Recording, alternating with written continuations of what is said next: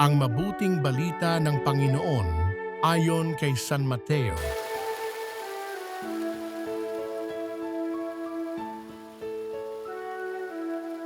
Noong panahong iyon, lumapit kay Jesus ang mga alagad at nagtanong, "Sino po ang pinakadakila sa kaharian ng langit?"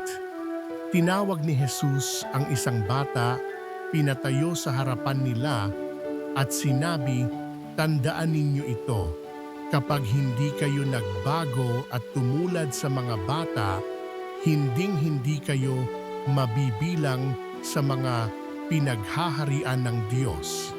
Ang sino mang nagpapakababa na gaya ng batang ito ay siyang pinakadakila sa mga pinaghaharian ng Diyos.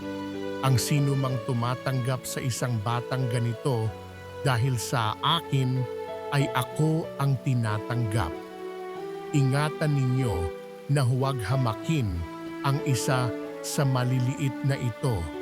Sinasabi ko sa inyo, sa langit ang kanilang mga anghel ay laging nasa harapan ng aking Ama."